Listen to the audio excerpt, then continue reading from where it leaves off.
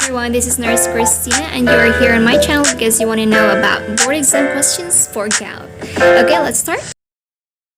Our first question will be a sudden attack of severe pain in one or more joints. Typically, your big toe is what type of arthritis?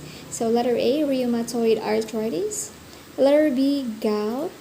C, osteoarthritis or the psoriatic arthritis. Your answer will be?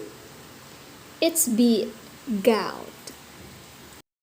Okay, so just remember that gout is a common and complex form of arthritis that can affect anyone. And it's characterized by sudden, severe attacks of pain, swelling, redness, and tenderness in one or more joints, most often in a big toe. So we just have to remember that, okay?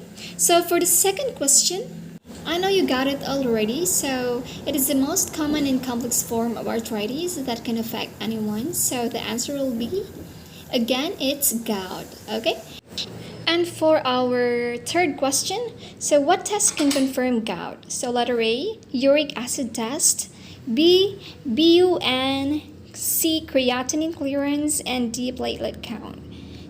Your answer will be, yes, it's uric acid test. This test will measure your uric acid in a sample of blood or urine, and you have to have your fasting for 4 hours. So if you will ask what is the normal range of uric acid in your body, so that will be 3.5 up to 7.2 milligram per deciliter. Number 4, so foods to avoid if patient has gout, except so A, shellfish, B, milk, C, liver, and D, red meat. What will be your answer? Letter B, milk. Okay, so don't forget that. Next, so question number 5. Foods which is good for patients with gout. So A, whole grain, B, liver, C, seafood, and sugary drinks. Your answer will be, yes, it's whole grain. And for our number 6, a patient is post-op from surgery. The patient has a history of gout. While performing head-to-toe assessment, you assess the patient for signs and symptoms of gout. So as a nurse, you know that gout tends to start at what site? So letter A, elbow, B, big toe, C, thumb or index finger, or letter D, knees. I already mentioned it before, so the answer will be big toe. And for the next question, medication used to treat gout, except A, prednisone, B, colchicine, C, corticosteroids, or D, amoxicillin. So your answer will be, of course, it's amoxicillin, because prednisone, corticosteroids, and colchicines are used to treat gout. Question number 8. So when assessing the patient with gout, the nurse notices subcutaneous nodules and that cause the patient pain. So these nodules are called A, Lewy bodies, B, gout bodies, C, uric acid stones, or D, tophi. So your answer will be, yes, that is tophi. And question number 9. So gout is a type of arthritis that occurs due to the accumulation of blank in the blood that causes needle-like crystals to form around the joints. So you know that already. So that is uric acid.